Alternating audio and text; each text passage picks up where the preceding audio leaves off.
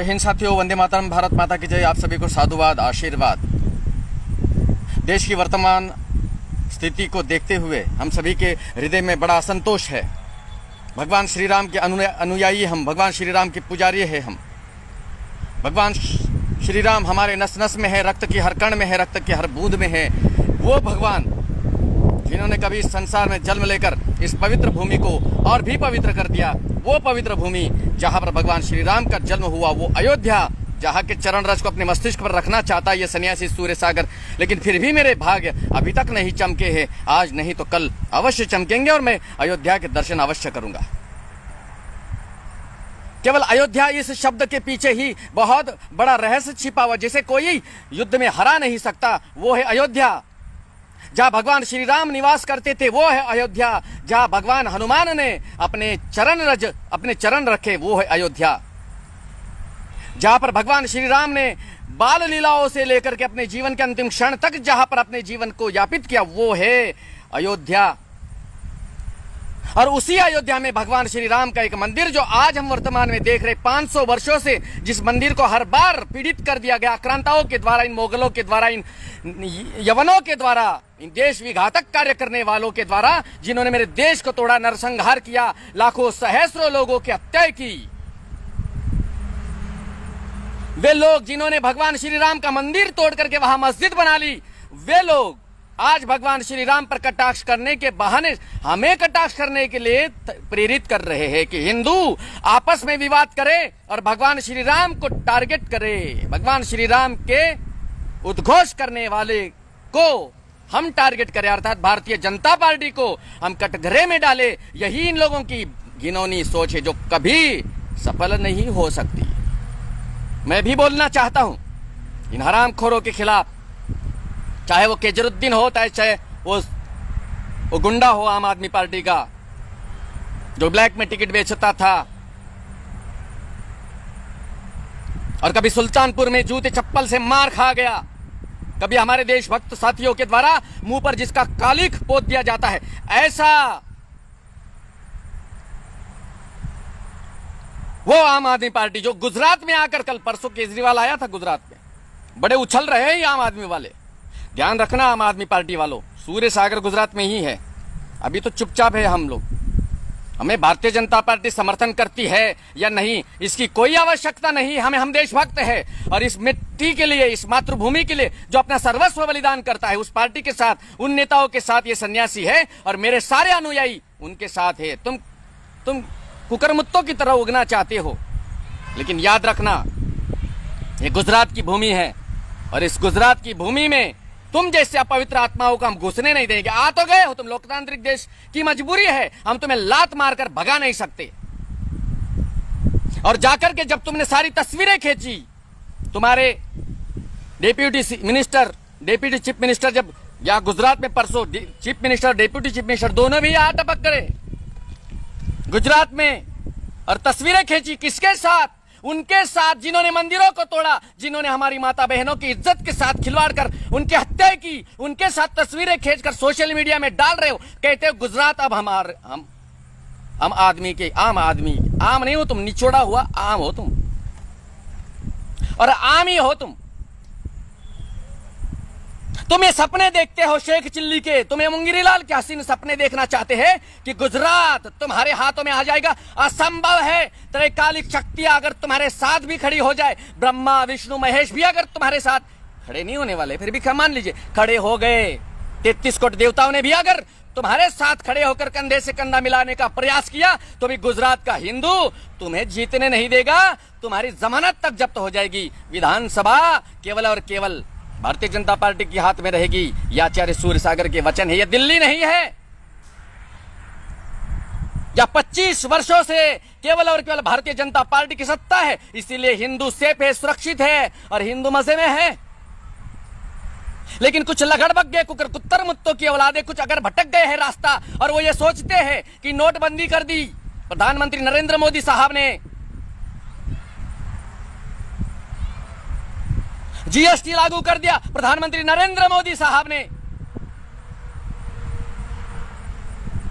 इसलिए तुम्हारा दिवालीपन तुम्हारे मानसिक दिवालीपन आ गया। तुम्हारे दिवालिया तो मेरा भी, मैं भी हो गया।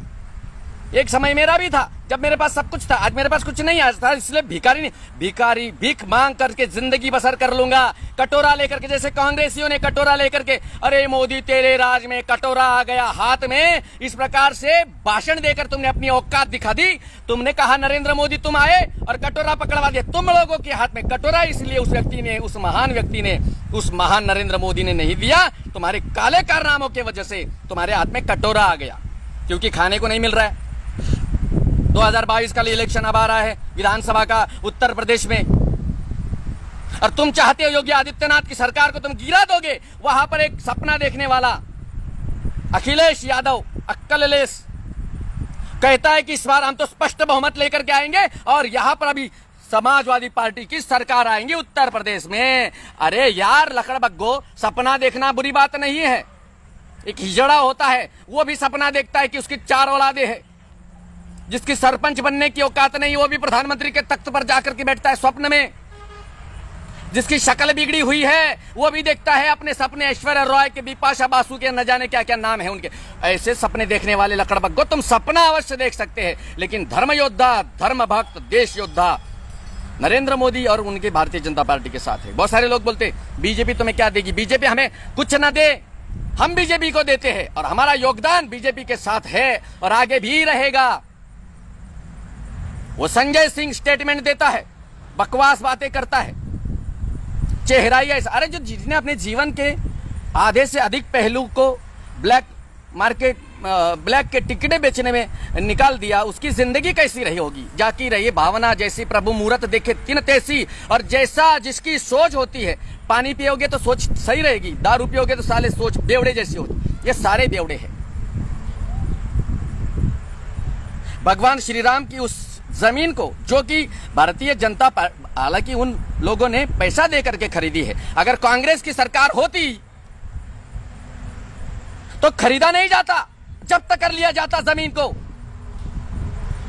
लेकिन मेरे देश का कानून, मेरे देश का संविधान और इस लोकतांत्रिक देश की सबसे बड़ी दुर्दशा यह है, बहुत दुख के साथ बोलना पड़ता है, देश का नाम बदनाम होता है, क्योंकि हजारों नहीं, लाखों नहीं, करोड़ों लोग इस सूर्य सागर को पसंद करते। ये बात अलग है कि कुछ लकड़बग्गे, कुछ तिल चट्टे, कुछ देश के गद्दार जो मातृभूमि से प्रेम नहीं करते, जिनको हराम का खाने की आदत लग चुकी है, जो रात्रि को बियर बोतल और औरत के साथ सोना पसंद करते हैं, जो देश को डूबते हुए देखना पसंद करते हैं, जिनके नजरों में न परमात्मा की कोई कृपा है, न राम, न कृष्ण,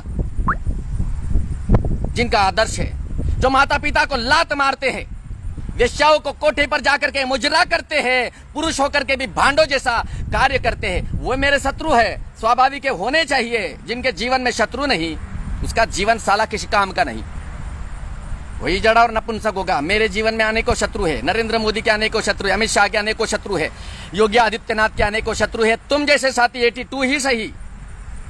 ये पेज मेरा इतना सक्षम है कि यहाँ हजारों लड़के योद्धा जुड़ जाते लाइव पर, परंतु दुर्दशा ये है कि यह फेसबुक भी गुलाम हो गया है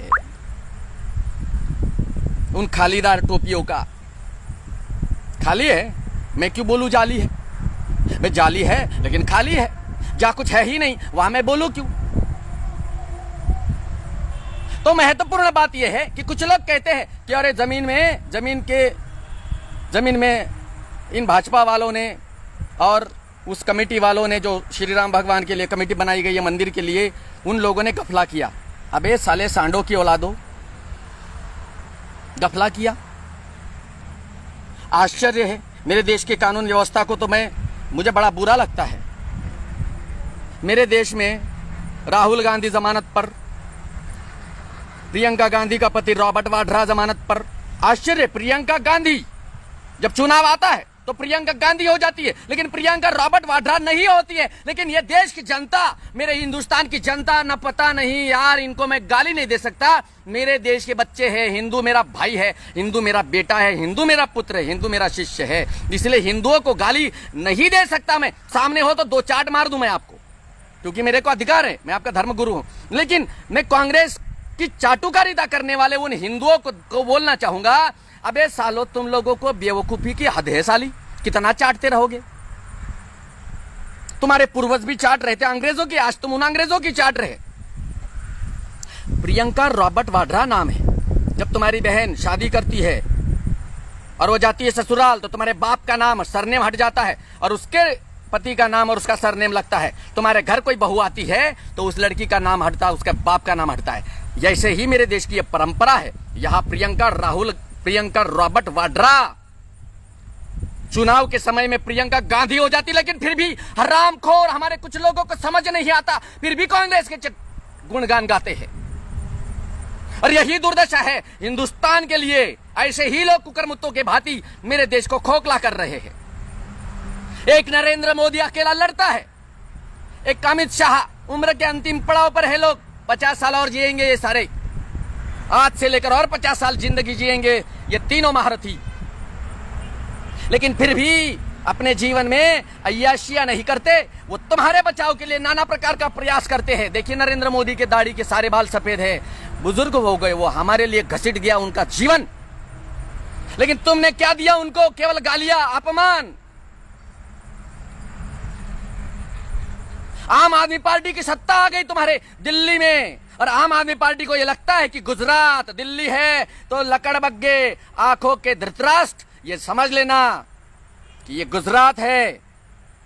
यहां गुजरात का हिंदुत्व मौन रहता है, लेकिन जब बोलना शुरू करता है तो तब तक बोलता है जब तक विरोधियों के कानों से खून न निकल पड़े, जब तक वो मर न जाए। 2002 याद है ना तुम्हें? गुजरात की भूमि पर हुआ था। हम उसे याद करना नहीं चाहते, क्योंकि याद आता है तो खून गले से लेकर के हर नस के बूंद से फव्वारे निकलने लगते हैं। चाहते हैं हम भी। ये लोग कहते हैं कि अरे हमारी तो तैयारी है, तो हम चुपचाप बैठे हैं क्या? हम चुप बैठे हैं क्या? तुम तो लकड़बग्गों की भांति गला ऊपर कर करके पूर्णिमा की रात्रि में जब चंद्रमा आकाश में होता है तो जिस प्रकार से वो गर्र करता है उसी प्रकार तुम लोग गर्र करते हो। तुम्हें लगता है कि तुम तैयारी में, बाकी तो सारे सब बेवकूफों के भांति बैठे हुए। ना मुन्ना, ऐसा ना होता है। हम भी प्रतीक्षा में ही है। हम नरेंद्र मोदी को झुकने तो नहीं देने वाले। और आप ये तुम मेरे देश के गद्दार, तुमको लगता है सूरत में तुमने 27 कैंडिडेट जीत करके आए तुम्हारे, तो तुम हवा में उछलने लगे। अबे वो 27 है, फर्क नहीं पड़ता, क्योंकि जब देश के साथ किसी को गद्दारी करनी है तो वो अपना जमीर बेच देता है। और ऐसा ही कुछ लोगों ने जमीर बेच दिया और वो लोग 27 वहां पर जीत करके आए। दुर्दशा है मेरे गुजरात के कुछ हिंदुओं की। जैसे हर घर में राम पैदा नहीं होते, हर घर में राक्षस भी पैदा नहीं होते। ये मैं जिस जगह पर बैठा हूं ये हिडम्बा वन है, समझ लीजिए। भगवान भीम भगवान ही है हमारे लिए, पांडवों में से एक, जिन्होंने यहाँ विवाह किया हिडम्बा देवी से। राक्षसनी थी, देवी ही बोला जाता है उन्हें। उनके पुत्र का जन्म इसी भूमि में हुआ था। राक्षस भूमि में रहता है ये सन्यासी सूर्य सागर, इतना याद रखना। मुझ पर उंगली करने से पहले 10 बार सोचना, क्योंकि राक्षस भूमि में रात्रि को रहता हूं मैं। दिन में भलाई मैं सन्यासी हूं, रात्रि को हम भी किसी पिशाच से कम नहीं होते। इसीलिए अपनी औकात के अनुसार इस सन्यासी के साथ लड़ाई करने के मादा रखना। दिन हो या रात हो, जो पिशाचों के साथ जिंदगी बिताता है उसके लिए कोई मायने नहीं रखता है। मृत्यु के बाद भी मैं अपना कार्य करता रहूंगा। जो कार्य आज नहीं कर सकता वो कार्य करता रहूंगा। हालांकि टाइम बाकी है, तो लकड़बग्गो खुश मत होना तुम। तो मैं आम आदमी पार्टी को, मैंने आज एक छोटा सा वीडियो बनाया था। मैं आम आदमी पार्टी के केजरीवाल साहब को एक निवेदन करना चाहूंगा। जब तुमने वो आंदोलन किया था तो तुम्हारे गुरु थे अन्ना हजारे, जो अपने गुरु के साथ धोखा कर बैठे। अब ये मत कहना कि मैं मेरे गुरु जी के साथ मेरा व्यवहार नहीं जमता। मेरा बाप है मेरा गुरु। धर्म गुरु और राजनीतिक गुरु अलग होता है लकड़बग्गो। इसलिए उंगली करने से पहले जरा धर्म का अभ्यास कर लेना। कुछ लोग कहते हैं, देखो मेरे देश का दुर्भाग्य, मेरा दुर्भाग्य, सिर्फ 100 लोग देख रहे हैं मुझे इस समय। इतना हिम्मत करते, इतना बोलते हैं आपके लिए, लेकिन 100 ही लोग देख रहे, कोई बात नहीं। ये कहीं ना कहीं भारतीय जनता पार्टी के आईटी सेल की भी सबसे बड़ी कमी है। इसीलिए चाहता हूं कि मैं आऊं ही नहीं, बात ही ना करें हम, क्योंकि बीजेपी आईटी सेल कभी साथ नहीं देता है। हमारी आईडी ब्लॉक हो जाती, लेकिन साथ नहीं देते। लेकिन नहीं जरूरत है हमें, हम वापस आईडी बनाएंगे, 10 लोगों को साथ लेकर के फिर से हम युद्ध करेंगे, लेकिन हम मोदी साहब को परास्त नहीं होने देंगे। जो हमारा साथ नहीं देता हम उसके साथ खड़े हैं और खड़े रहेंगे, क्योंकि अगर मोदी नहीं तो तुम कुछ भी नहीं। और याद रखना, नरेंद्र मोदी प्राकृतिक रूप से 100 साल का जीवन का आनंद लेंगे और फिर परमात्मा के चरणों में विलीन होंगे। उनके मृत्यु की कल्पना और अभिलाषा मत करो। हम जैसे सन्यासी अनेकों हैं जो उनके लिए प्रार्थनाएं करते हैं। तो ये राम मंदिर का मुद्दा बड़ा चल रहा है इस समय। जिन हरामखोरों ने ये तक कह दिया कि भगवान श्री राम काल्पनिक है। कांग्रेस पर मुझे बड़ी हंसी आती है, साले जोकर है। और कांग्रेस के जो चरण चाटुकार है ना साले, ये लोग, या आईटी सेल हो गया या फिर ये कांग्रेसी हो गए, साले कैसे बेवकूफ है। हमारे भगवान आराधक हमारे श्री राम पर कटाक्ष करते कहते हैं कि राम सेतु काल्पनिक है, और वही राम सेतु गूगल मैप बताता है, नासा बताता है कि इसी राम सेतु से भगवान श्री राम श्रीलंका पधारे थे। और वो राम सेतु आज भी हम गूगल के जरिए देखते हैं। मतलब गूगल ने बताया तो तुमने राम सेतु को स्वीकार कर लिया, एक्सेप्ट कर लिया। वो 5 जज वहां फैसला देते हैं कि भगवान श्री राम अयोध्या में पैदा हुए थे, इसीलिए राम मंदिर यहां बनना चाहिए। कितना दुर्दैव, दुर्दशा है मेरे देश की। मेरे देश के संविधान और कानून को कहीं ना कहीं तो परिवर्तित करना पड़ेगा, क्योंकि 5 जज फैसला सुनाते हैं भगवान श्री राम यहां पैदा हुए थे और मंदिर निर्माण हो जाता है प्रारंभ। दुर्दशा है मेरे देश की। 26 पार्टियां हैं आज, 26-27, जो सारे के सारे नरेंद्र मोदी को परास्त करते हुए देखना चाहते हैं। दुर्दशा है ये। उन 26 पार्टियों को सपोर्ट करने वाले सारे लकड़बग्गे ये अपनी मातृभूमि के हत्यारे हैं, अपनी माता बहनों के साथ होने वाले बलात्कार के स्वयं बलात्कारी है। ये राष्ट्र प्रेम को नहीं समझ सकते हैं। राष्ट्रीय स्वयंसेवक संघ के खिलाफ भी मैं कभी कभी बोलता हूं, लेकिन वो मेरा अधिकार है। लोकतांत्रिक देश का यह मेरा अधिकार है।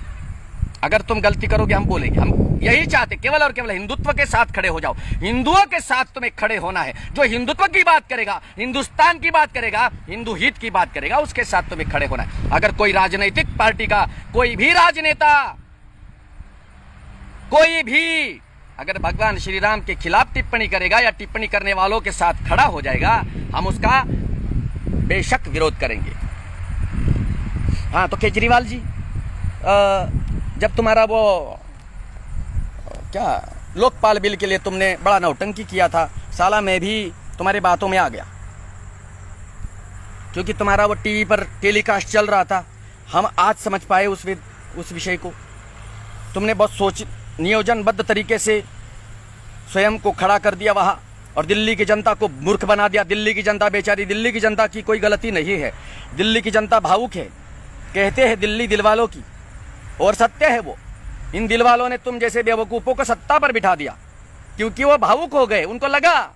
लेकिन आज इतना याद रखना, आने वाले विधानसभा चुनाव में घंटी बजाना पड़ेगा तुमको, चर्चों की, मंदिरों में नहीं, क्योंकि तुम मंदिर के पुजारी हो ही नहीं। तुम कभी मंदिरों में जाते ही नहीं। भगवान श्री राम पर कटाक्ष करते हो तुम मंदिर वाले हो ही नहीं। चर्च की घंटी बजा सकते हो, वो भी ढन टन ढन टन। यहाँ पर वो नहीं। तो मैं यही कहूँगा, उस समय लगभग 7-8 साल हो गए मैंने भी 1.5 करोड़ रुपए तुम्हें पहुंचाए थे। हालांकि मेरे पास सबूत नहीं है, क्योंकि तुम्हारा एक बंदा यहाँ आता है, कहता है कि अरे तुम्हारी इतनी सक्षम हो तुम, तो तुम कुछ दे सकते हो। मैं बातों में आया, मैंने सोचा लोकपाल अगर आ जाता है तो बड़े बड़े राजनेता जेल में जाएंगे, जिन्होंने कांड किए होंगे। इसी आशा के साथ कि मेरा देश थोड़ा सुधर जाएगा। तब प्रधानमंत्री नरेंद्र मोदी साहब प्रधानमंत्री थे ही नहीं, तब कांग्रेस की सत्ता थी केंद्र में। हमने भी बड़ा मदद किया तुमको, मेरे 1.5 करोड़ रुपए दो। और अब तुम बोलोगे 1.5 करोड़ तुमने कब दिए थे सूर्य सागर, तो तुम सबूत ढूंढो। तुम्हें सबूत। हमारी सेना पाकिस्तान में घुस करके आतंकियों के ठिकानों पर हमला करती है, तुम सबूत मांगते हो नरेंद्र मोदी को, आर्मी को। अरे जो हमारे भारतीय सेना पर कटाक्ष करता है, सबूत मांगता है, तो मैं तुमसे सबूत मांगता हूं। मेरे 1.5 करोड़ दे दो ब्याज सहित। 8 साल से ज्यादा का समय हो गया है, तो मेरे 5 करोड़ 75 लाख रुपए होते, मतलब 6 करोड़ समझ लो। एक सन्यासी के साथ ऐसा नहीं करना चाहिए, श्राप लग जाएगा मेरा। दे दूंगा श्राप, क्योंकि मेरे पास में वो तपस्या है। पर तुझे श्राप क्यों दो भाई, मैं मेरी तपस्या वेस्ट नहीं करूंगा। 1.5 करोड़ कुर्बान कर दिया तुझे, जा। तो भाइयों, मैं आपको यही कहना चाहूंगा कि राम मंदिर के मुद्दे को लेकर इन्होंने जो टूल किट बनाया है, बातों में नहीं आना। ये लोग गिराना चाहते नरेंद्र मोदी साहब की सरकार को, लेकिन नरेंद्र मोदी देवता पुरुष है, दैववादी है, वो ईश्वर का अंश है वो। चाहे योगी आदित्यनाथ हो, चाहे अमित शाह हो, चाहे नरेंद्र मोदी हो, ये वास्तविकता में ब्रह्मा विष्णु महेश के अंश है। तुम उनका कुछ न उखाड़ पाओगे। और गुजरात की तरफ आंख उठा करके देखने का प्रयास मत करना। अभी 2022 शुरू नहीं हुआ है, कितना उछलना है उछल लो। 2022 शुरू होने दो। हम बगैर भारतीय जनता पार्टी के समर्थन, हम भारतीय जनता पार्टी के हर झंडे में क्रांति की लहर जरूर दौड़ा देंगे। इतनी तो हमें स्वयं पर विश्वास है। जय हिंद साथियों, फिर लौटूंगा आप सभी के बीच। थोड़ा बुरा लगता है कि इतना बोलते हैं हम, लेकिन हमारे पेज ब्लॉक हो जाते हैं, हमारी आईडी ब्लॉक हो जाती है। कितनी आईडी बनाना, इसलिए मन नहीं होता है कि अभी आप सभी के साथ अपने विचार शेयर करूं। और मैं आप सभी को बोलता भी बहुत हूं कि वीडियो शेयर करो, लेकिन देखता हूं कुछ ही लोग हैं, मेरे 2-3 शिष्य ही हैं जो वीडियो को शेयर करते हैं, बाकी के बहुत सारे भी हैं जो वीडियो शेयर करते हैं। तो ये दुर्भाग्य है मेरा, तुम्हारा नहीं है। तुम महान आदमी हो, लेकिन तुम्हारा कर्तव्य बनता है कि एक सन्यासी अपने जीवन को ऐशो आराम का आकार न देकर मिट्टी पे सोता है, रात्रि रात्रि जागता है, तुम्हारे लिए प्रयास करता है। चाहूं तो करोड़ों में ऐश कर सकता हूं मैं, लेकिन फिर भी नहीं कर रहा हूं तो मैं कोई तुम पर उपकार नहीं कर रहा। ये मेरा कर्तव्य है, ये मातृभूमि का ऋण है जो चुकता करना है मुझे। इसीलिए मैं अपनी जिंदगी को अय्याशियों का नाम नहीं दे सकता, ना मैं आकार दूंगा। चाहे मेरे पास कोई भी पावर आ जाए, आज नहीं तो कल हासिल करके रहेंगे, लेकिन फिर भी हम वही करेंगे जो योगी आदित्यनाथ कर रहे हैं, और आगे हम भी वही करेंगे। क्योंकि सत्ता के बगैर कुछ नहीं। सत्ता अगर गधे के पास है तो शेर बोलना पड़ता है उसे। दुर्भाग्य ये है मेरे इस लोकतांत्रिक देश का।